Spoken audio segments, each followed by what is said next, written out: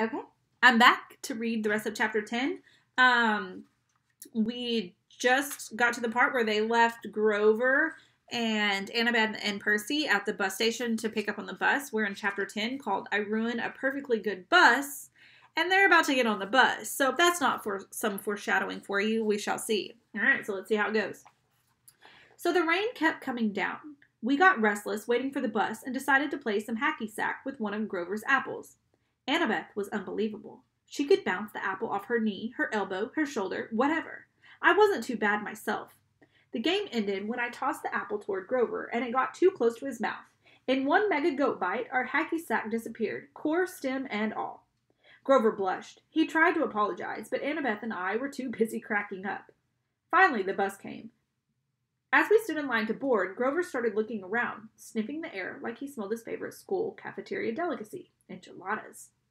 What is it? I asked. I don't know, he said tensely. Maybe it's nothing. But I could tell it wasn't nothing. I started looking over my shoulder, too. I was relieved when we finally got on board and found seats together in the back of the bus. We stowed our backpacks. Annabeth kept slapping her Yankees cap nervously against her thigh. As the last passengers got on, Annabeth clamped her hand onto my knee. Percy. An old lady had just boarded the bus. She wore a crumpled velvet dress, lace gloves, and a shapeless orange knit hat that shadowed her face, and she carried a big paisley purse. When she tilted her head up, her black eyes glittered, and my heart skipped a beat. It was Mrs. Dodds. Older, more withered, but definitely the same evil face. I scrunched down in my seat. Behind her came two more old ladies, one in a green hat and in a purple hat. Otherwise, they looked exactly like Mrs. Dodds. Same gnarled hands, paisley handbags, wrinkled velvet dresses, triplet demon grandmothers. They sat in the front row right behind the driver. The two on the aisle crossed their legs over the walkway, making an X. It was casual enough, but it sent a clear message. Nobody leaves. The bus pulled out of the station, and we headed through the slick streets of Manhattan. She didn't stay dead long, I said, trying to keep my voice from quivering. I thought you said they could be dispelled for a lifetime. I said if you are lucky, Annabeth said. You are obviously not. All three of them, Grover whimpered. Diem mortalis. It's okay, Annabeth said, obviously thinking hard. The Furies, the three worst monsters from the underworld. No problem. We'll just slip out the window. They don't open, Grover moaned. A back exit? She suggested. There wasn't one. Even if there had been, it wouldn't have helped. By that time, we were on 9th Avenue heading for the Lincoln Tunnel. They won't attack us with witnesses around, I said. Will they? Mortals don't have good eyes, Annabeth reminded. Their brains can only process what they see through the mist. So they'll see three old ladies killing us, won't they? She thought about it. Hard to say, but we can't count on mortals for help. Maybe an emergency exit in the roof? We hit the Lincoln Tunnel, and the bus went dark except for the running lights down the aisle. It was eerily quiet without the sound of the rain. Mrs. Dodds got up. In a flat voice, as if she'd rehearsed it, she announced to the whole bus, I need to use the restroom. So do I, said the second sister. So do I, said the third. They all started coming down the aisle. I've got it. Percy, take my hat. What?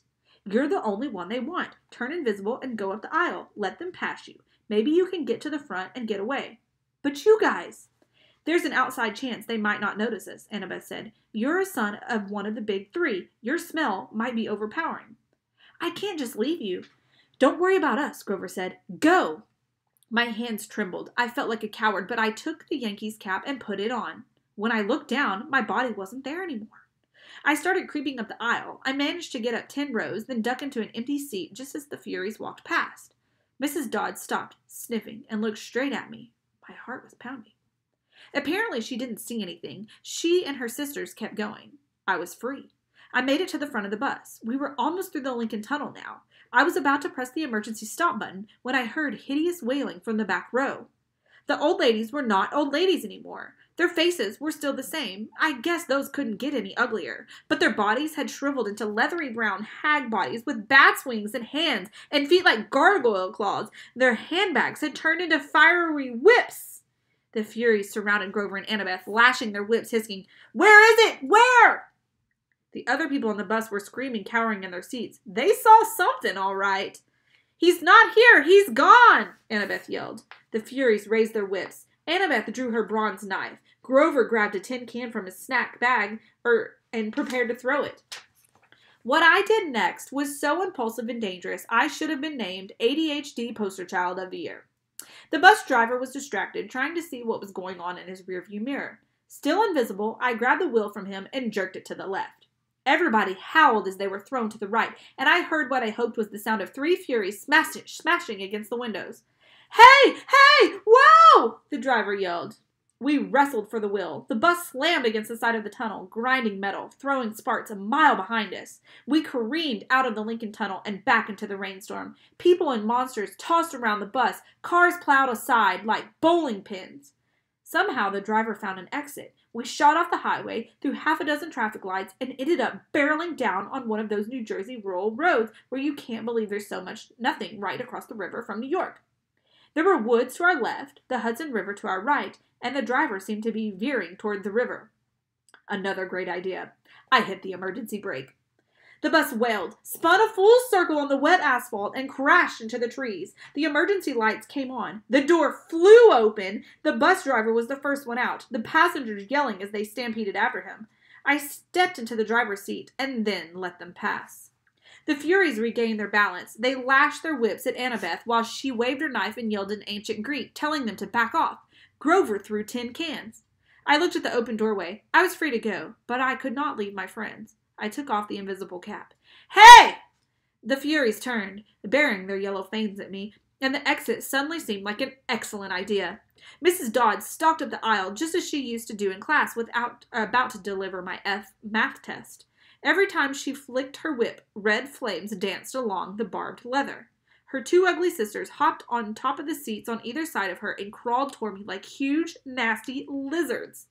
"Percy Jackson," Mrs. Dodds said in an accent that was definitely from somewhere farther south than Georgia. "You have offended the gods. You shall die." "I liked you better as a math teacher," I told her. She growled.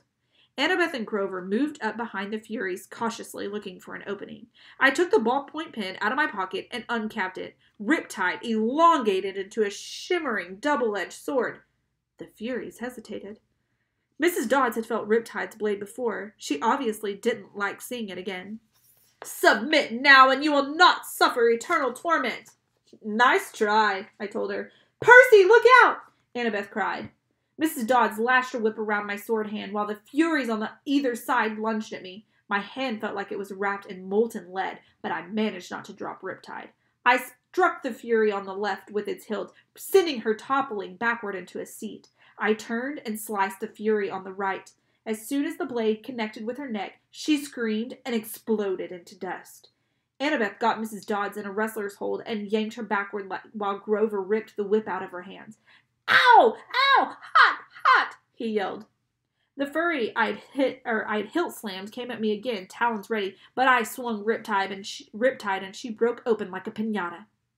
Mrs. Dodds was trying to get Annabeth off her back. She kicked, clawed, hissed, and bit, but Annabeth held on while Grover got Mrs. Dodds' legs tied up in her own whip. Finally, they both shoved her backward into the aisle. Mrs. Dodds tried to get up, but she didn't have room to flap her bat wings, so she kept falling down. "Zeus will destroy you," she promised. "Hades will have your soul." "Brachus meas viscimisi," I yelled. I wasn't sure where the Latin came from. I think it meant eat my pants. Thunder shook the bus. The hair rose on the back of my neck. "Get out, now!" I didn't need any encouragement. We rushed outside and found the other passengers wandering around in a daze, arguing with the driver or running around in circles yelling, "We're going to die!" A Hawaiian shirt tourist with a camera snapped my photograph before I could recap my sword. "Our bags! We left our..." Boom! The windows of the bus exploded as the passengers ran for cover. Lightning shredded a huge crater in the roof, but an angry wail from inside told me Mrs. Dodds was not dead yet. "Run!" Annabeth said. "She is calling for reinforcements. We have to get out of here." We plunged into the woods as the rain poured down, the bus in flames behind us, and nothing but darkness ahead. Woo! All right, so that's chapter 9. I like chapter 9, or chapter 10. Oh my gosh. It gets super exciting at the end. Miss Dodds returns as her evil bat leathery thing, and he destroys the other Furies, but he does not destroy Mrs. Dodds. So, I'm going to stop there. I'll pick up chapter 11 tomorrow, and I will see you guys then. All right.